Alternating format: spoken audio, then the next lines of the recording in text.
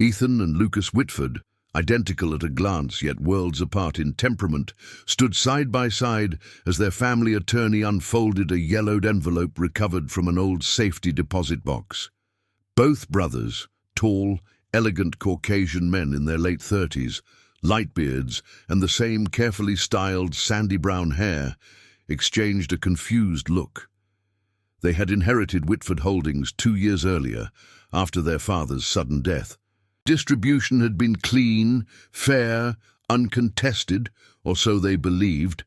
The penthouse windows overlooked the Upper East Side, but neither brother noticed the skyline. Ethan's jaw tightened the way it always did when something felt wrong. Lucas, the more diplomatic of the two, ran a hand over his beard, trying to steady his breathing. "This doesn't make sense," Ethan said. "Dad had a final will. We executed it."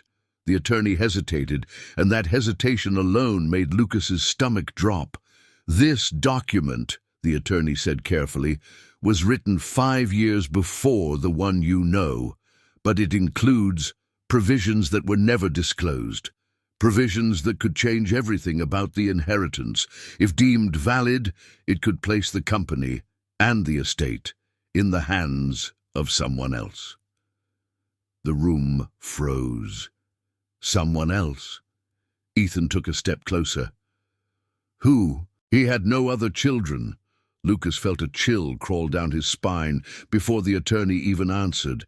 "That's what you've always been told," the man replied. Thunder rumbled through the glass. Ethan's pulse picked up. Lucas felt his chest tighten. Suddenly, memories of old arguments, closed-door conversations, and their father's long, unexplained absences resurfaced with alarming clarity.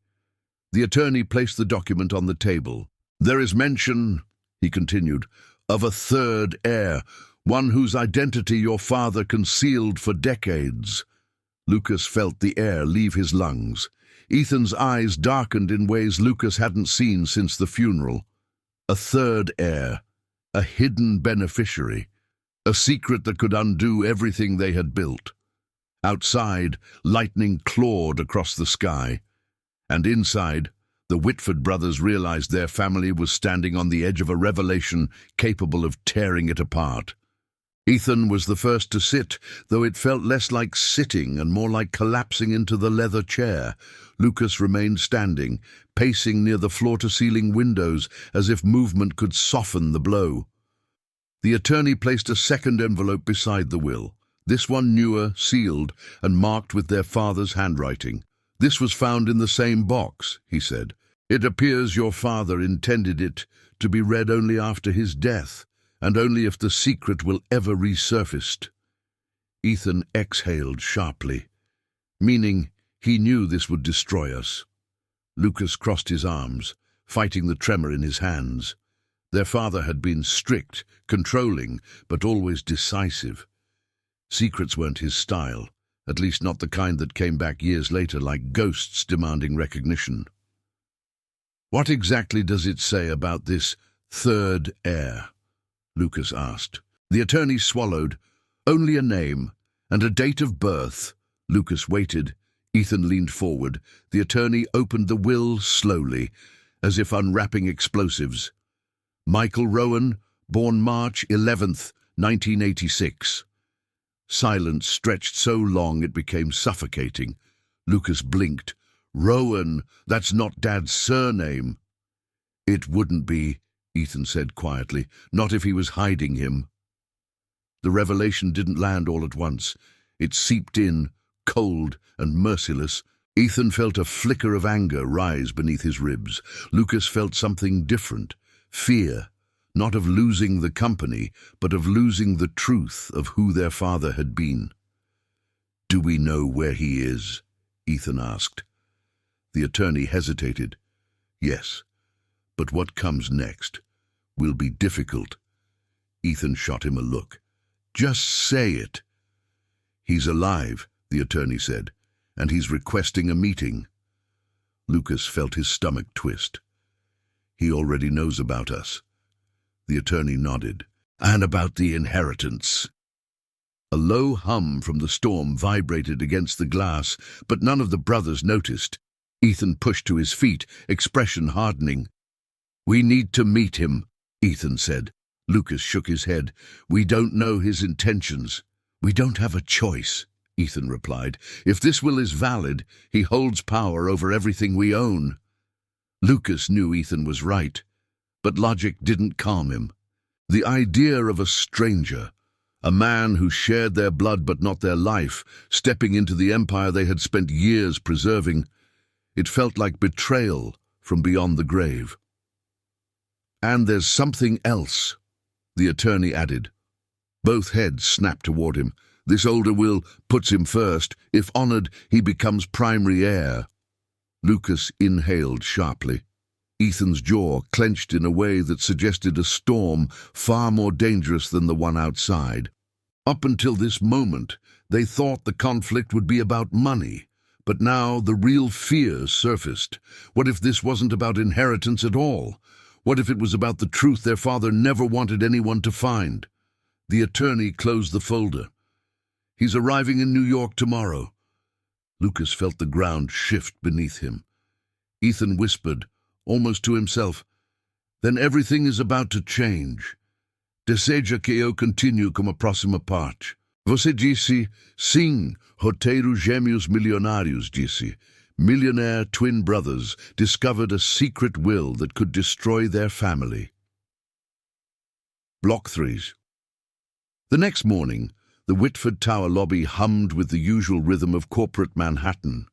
Polished shoes clicking across marble floors, assistants clutching tablets, elevators swallowing and spitting out executives. But for Ethan and Lucas, the world felt strangely quiet, as if holding its breath for what was coming. Ethan stood near the reception desk, arms crossed, posture rigid. Lucas tried to look composed, but the tremor in his fingertips betrayed him. They had been through hostile takeovers, lawsuits, even public scandals, but nothing like this. At exactly 9 a.m., the elevator chimed. A man stepped out, tall, Caucasian, early 30s, similar build, light beard, sandy brown hair. Both brothers froze. He looked like them. Not identical, but unmistakably related. For a moment, all three men stared at one another, the air between them tight with disbelief and unspoken questions. Then the stranger approached, calm but tense, like someone walking into a courtroom. "Ethan." Lucas. His voice was steady, but carried an undercurrent of years lived in the shadows. "My name is Michael Rowan." Lucas swallowed hard. Ethan nodded stiffly. "Let's talk somewhere private," Ethan said, gesturing toward the executive conference room. Inside, glass walls offered a sweeping view of the city. Michael walked slowly, absorbing every detail, the skyline, the polished table, the empire he might soon inherit. Lucas watched him carefully, unsure whether to fear him, resent him, or feel sorry for him. Ethan didn't bother with small talk. "How long have you known about us?" Michael sat down. 5 years. Lucas's breath caught. 5 years. That meant before their father died. "Did he tell you?" Lucas asked. Michael hesitated. "He reached out." Ethan stiffened. "He kept in touch with you." Michael looked him in the eye. "Not often, but enough to know he felt guilty. Enough for him to tell me I had 2 brothers I'd never meet, unless something forced the truth out." Lucas leaned back, stunned. Ethan's jaw tightened. "Why didn't you come forward earlier?" Ethan pressed. Michael let out a short, humorless breath. "Because I didn't want your money. I didn't want anything from the Whitford name, but then your attorney contacted me, and suddenly there was a will with my name on it, and I realized my father made choices he expected all of us to face one day." Ethan studied him, trying to decode whether this man was a threat or just another victim of their father's secrets. Lucas spoke more gently. "So what do you want now?" Michael hesitated. "I want the truth," he said finally. "The truth about why your father hid me, and why he changed the will years later to cut me out." A heavy silence followed. Ethan felt something twist inside him, anger, confusion, and something he didn't want to name. Lucas stared at Michael, feeling the uncanny familiarity in the shape of his eyes, the quiet confidence in his posture. This man was not a stranger anymore, and yet he was about to reshape their entire lives. Michael's voice softened. "There's more you need to know," he said, "but it won't be easy to hear." Lucas felt his heartbeat quicken. Ethan braced himself. But what came next changed everything. If this story is already touching you, leave a like. It helps the channel a lot. Michael's expression shifted, not angry, not triumphant, but heavy, as if he'd carried a weight for years and had finally reached the moment he could no longer hold it alone. Ethan and Lucas exchanged a glance, bracing themselves. "When our father found me," Michael began, "I was 25. He didn't come alone. He brought someone with him, a woman." Lucas frowned. Ethan leaned forward. "She told me she had worked for your family years ago," Michael continued. "A housekeeper. Her name was Anna Hollister."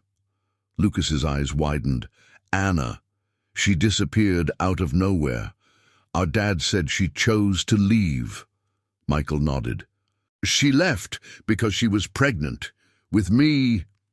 Ethan felt his pulse spike. Pieces that had never fit suddenly snapped together. Hushed conversations, staff leaving abruptly, their father's temper flaring without reason.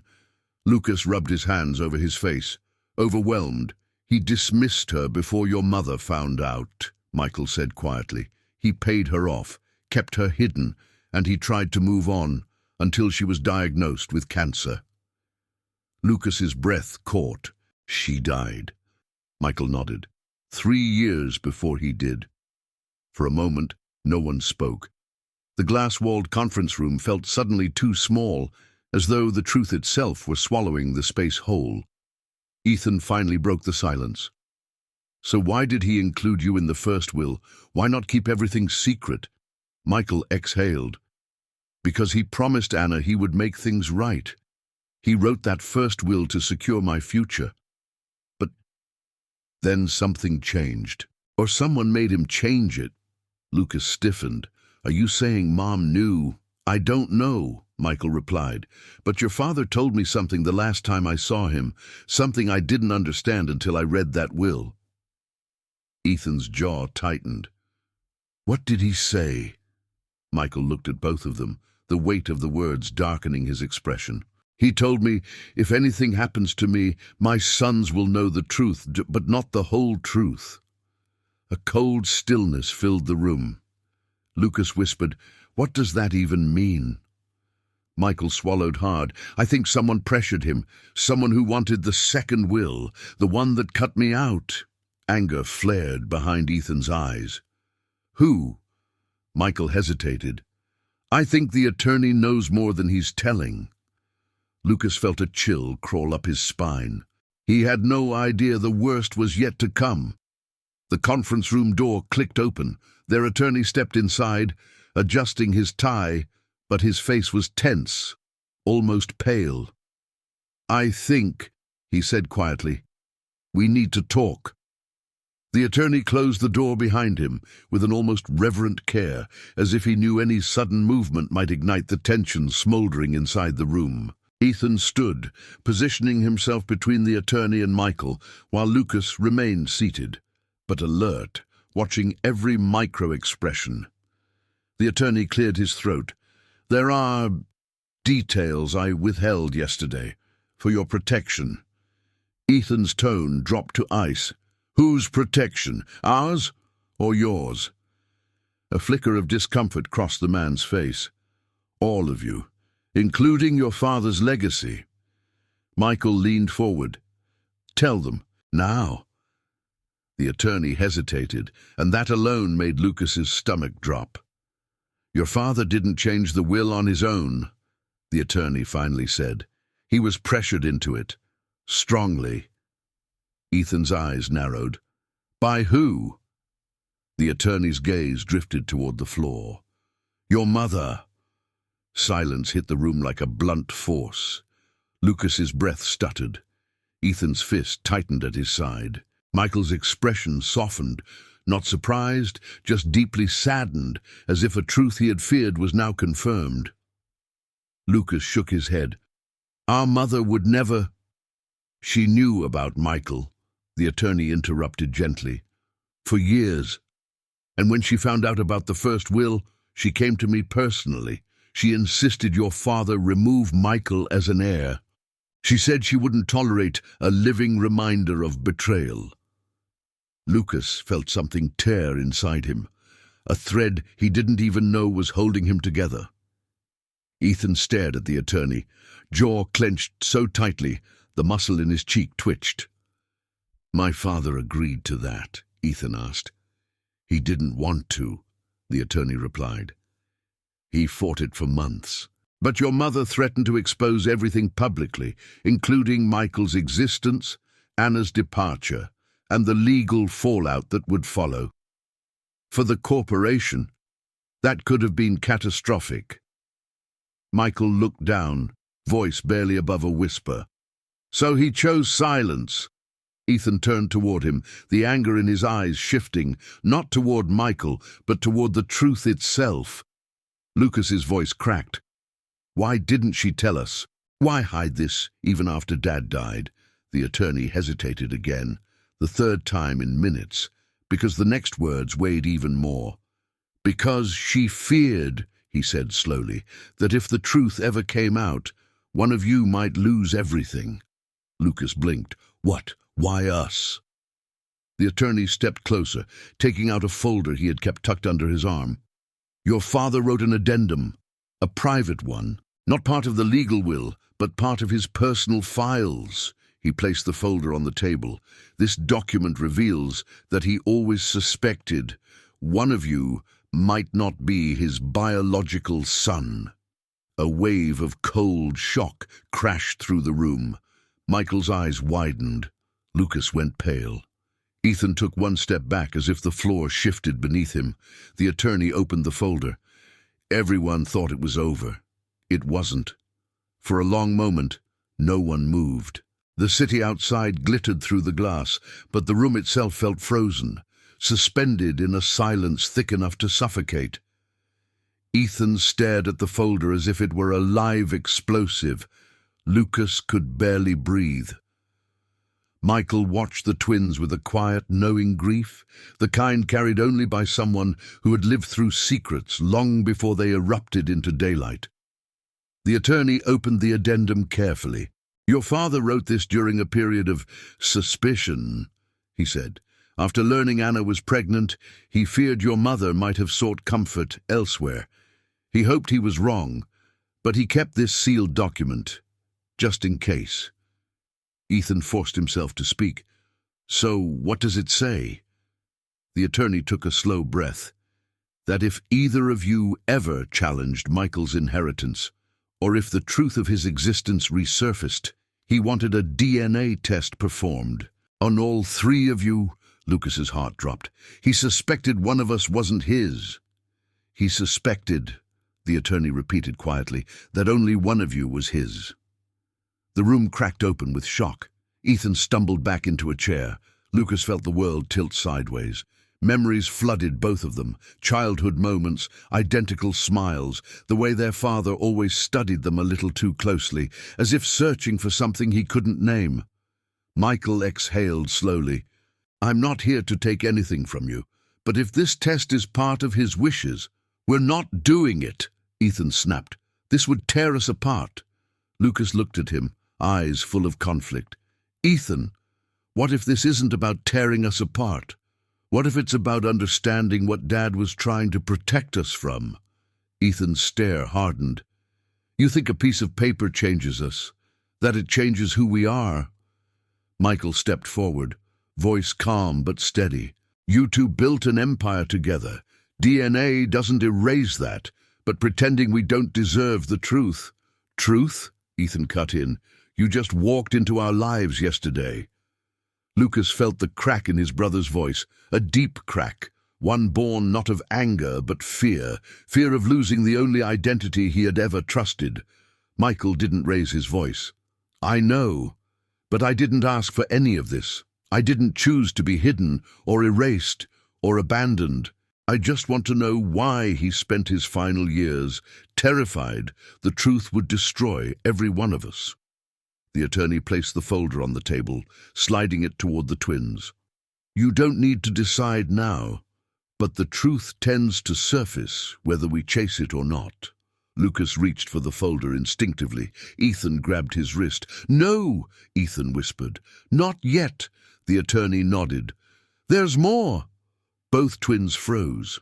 "Your father left a final message," he said, voice tight. "A handwritten note addressed to all three of you." He pulled out a sealed envelope. Lucas felt tears sting the corners of his eyes. Ethan's throat tightened. Michael braced himself.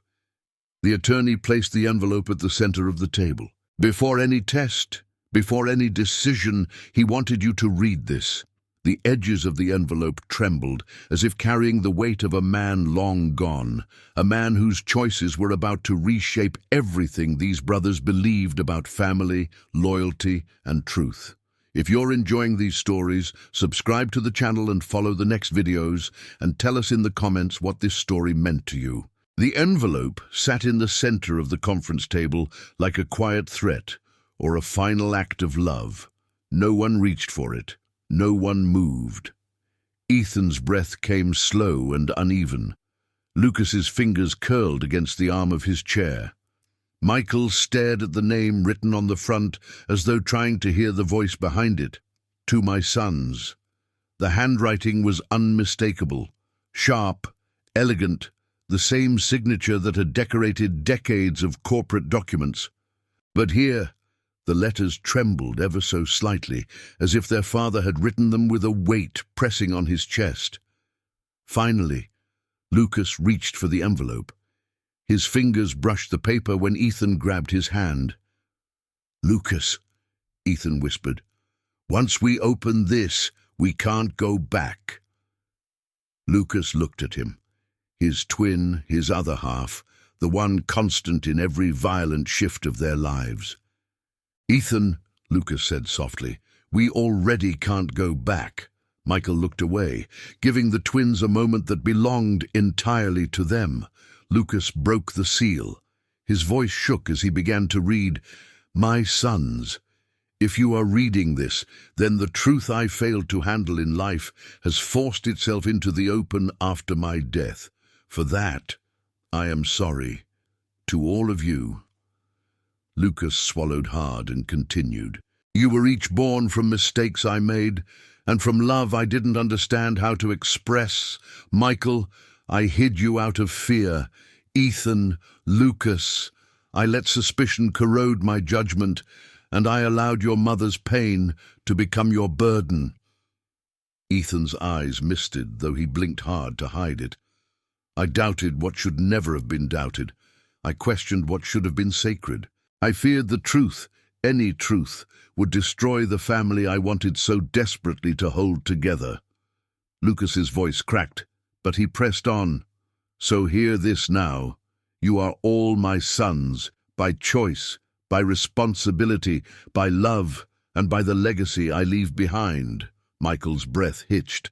"Blood may reveal facts, but it does not define the bond you must build from this moment forward. If any test is done, let it be for clarity, never for division." Ethan leaned back, staring at the ceiling, fighting to stay composed. "You three are the future of this family. I ask one thing. Build something better than I did. Build something honest. Build it together." Lucas closed his eyes, letting the final line settle into the room. "And forgive me. I was a flawed man who loved you all imperfectly." Silence fell, deep, fragile, almost holy. Ethan wiped his eyes with the back of his hand. "He never said anything like that to us." Lucas set the letter down gently. "He never knew how." Michael stepped closer, voice trembling. "I spent my whole life thinking I wasn't wanted, and now I don't know what to feel." Ethan finally looked at him. really looked at him, not as a threat, but as someone who had lived a parallel life full of wounds they had never seen.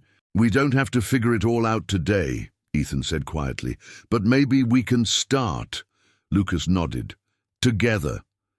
The attorney watched the three men slowly, cautiously, forming the first fragile threads of something new. But the story wasn't finished yet. He cleared his throat. "There's one last thing," he said, "something your father left, specifically for Ethan." Ethan froze. Lucas glanced at him, startled. Michael stepped back, giving him space. The attorney reached into his briefcase and pulled out a small, sealed box. "He said you'd know what this means." Ethan stared at it, and every muscle in his body tightened. Lucas felt the shift instantly. "Ethan, what is that?" Ethan didn't answer, because he knew. And the truth inside that box was the final secret that could either heal the family or break it forever. If you're enjoying these stories, subscribe to the channel and follow the next videos. And tell us in the comments what this story meant to you. Ethan stared at the box as if it were a ghost resurrected from the past. A small wooden case, polished but aged, the kind their father used only for items of deep personal meaning. Lucas noticed Ethan's hands trembling slightly, something his brother almost never allowed anyone to see. Michael stepped back, sensing the moment did not belong to him. The attorney placed the box gently on the table. He said this was the one truth he never had the courage to say out loud. Ethan swallowed, eyes locked on the box. "I know what's in it." Lucas leaned forward. "Ethan, talk to me." But Ethan didn't speak. He opened the box. Inside lay a single object, a silver baby bracelet. Lucas's heart lurched. Michael held his breath. The bracelet was engraved with a name, but one that did not match either twin. "Aaron Whitford." The attorney exhaled slowly. "Your father wanted you to know the full story." Lucas's voice barely emerged. Who is Aaron?" Ethan lowered his gaze. His voice cracked. "Our brother." Michael blinked, stunned. "Another one." Ethan nodded slowly. "Aaron was our twin, our triplet." Lucas's head snapped toward him. "Triplet? Ethan, what are you saying?" Ethan finally looked up, eyes glossy with pain he had buried for decades. "When we were born," he said quietly, "there were 3 of us. But Aaron, he didn't survive. Complications. He died a few hours after birth." Lucas staggered back into his chair, breath shaking. Michael felt his chest tighten with unexpected grief for a brother he never knew existed. Ethan continued, voice low, breaking. "Dad blamed himself. Mom blamed the doctors. No one ever talked about it again. They made me promise. I was 5 when I found the bracelet in his office. Never to ask, never to speak of it. They wanted to protect you, Lucas. They said you didn't need that grief." Lucas pressed his hands to his face. "Ethan, all these years." Ethan nodded. "I carried that alone." Michael stepped forward, gently. "No one should carry that alone." Lucas reached out and took Ethan's hand, gripping it tightly. "You should have told me." "I wanted to," Ethan whispered. "But every time I tried, I saw Mom break all over again." For a moment, the 3 men stood together, united by grief, secrets, and the crushing weight of a family history that had fractured all of them in different ways. The attorney cleared his throat softly. "There is a final note inside." Ethan reached back into the box and found a folded piece of paper. He opened it with careful hands. His father's handwriting, shaky but sincere, filled the page. "Ethan, I asked you to keep Aaron's memory because I knew you were strong enough to bear the truth, but I was wrong to let you bear it alone. Lucas, you were his mirror, even if you never knew. Michael, you were the piece we lost without realizing. My sons, I failed all of you in different ways, so this is my last request. Do not let my weaknesses become your inheritance. Let honesty be your legacy. Let unity be your strength. Let forgiveness be the beginning. Ethan folded the note, eyes burning. Lucas stepped close and wrapped an arm around him. Ethan didn't pull away. Michael hesitated only a moment before joining the embrace, a cautious, fragile, necessary beginning. In that glass conference room above Manhattan, three brothers stood together for the first time, not defined by blood tests, wills, or secrets, but by the choice to rebuild what had been broken long before they were born. Not everything was healed, not everything was solved, but something new had begun, a family, a real one. And for the first time, none of them had to face the truth alone. If you're enjoying these stories, subscribe to the channel and follow the next videos. And tell us in the comments what this story meant to you.